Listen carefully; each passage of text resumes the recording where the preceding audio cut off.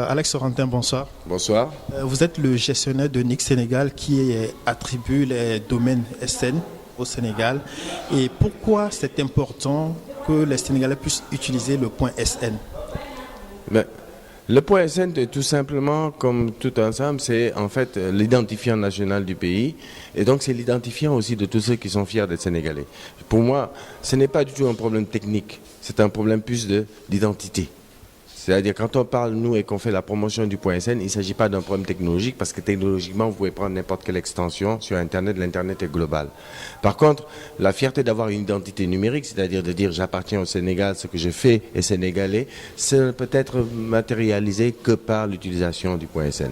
Et certains pays l'ont compris, que ce soit l'Afrique du Sud, l'Allemagne, la France, et ont donc offert justement cette possibilité. Et les gens, je crois, comprennent cette activité. Est-ce que c'est aussi une question de sécurité?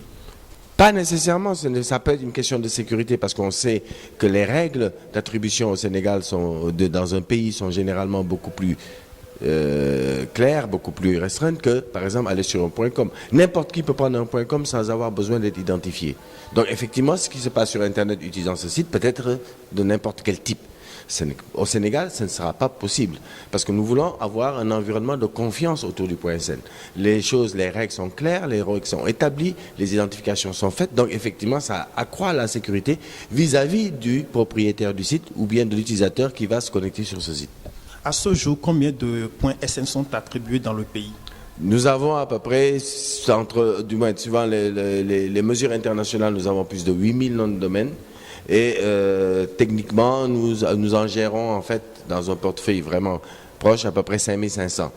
C'est-à-dire qu'il y a un certain nombre de domaines qui sont délégués, que nous avons délégués à d'autres organismes et donc nous allons procéder à un décompte beaucoup plus précis. Alors sur le plan africain, quel est le positionnement du Sénégal par rapport au nombre d'attributions de noms de domaine?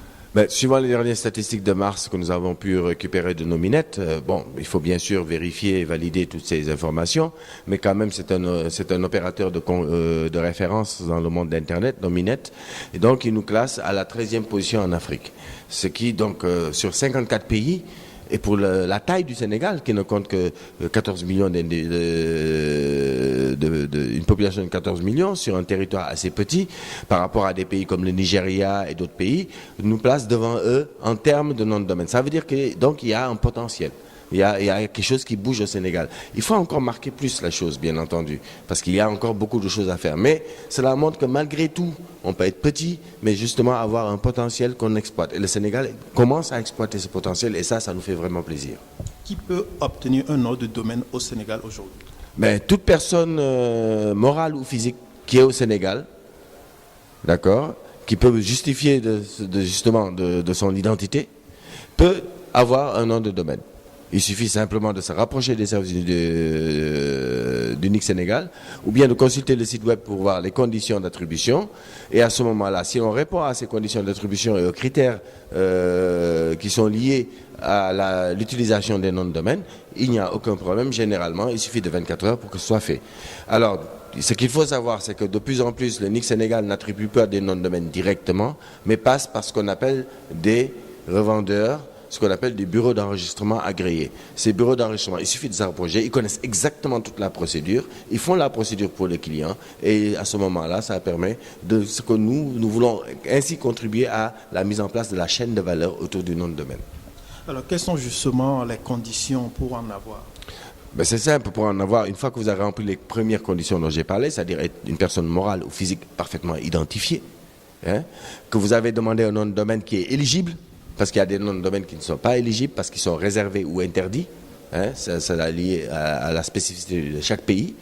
Donc, à ce moment-là, vous devez payer un droit d'enregistrement. Ce droit d'enregistrement, si vous prenez les extensions de second niveau, il n'est que de 5 000 francs par an. Par an, je dis bien par an. Donc, parce que des fois, les gens pensent que c'est annuel, le droit d'enregistrement est de 5 000 francs. Si c'est un nom de domaine du premier niveau, le droit d'enregistrement de création est de 30 000 francs et le droit de renouvellement est de 20 000 francs par an. Donc voilà actuellement les tarifs, mais par contre, ces tarifs et ces conditions sont sujettes à révision régulièrement et puis au fur et à mesure que le contexte se déploiera, les tendances actuelles font que nous sommes pratiquement sûrs que les tarifs vont baisser.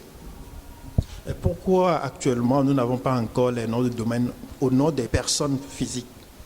Ça, c'est un choix technique de chaque pays et qui doit faire l'objet d'une large concertation avant de lancer tout ça. Surtout dans un contexte comme le Sénégal où les homonymies sont légion.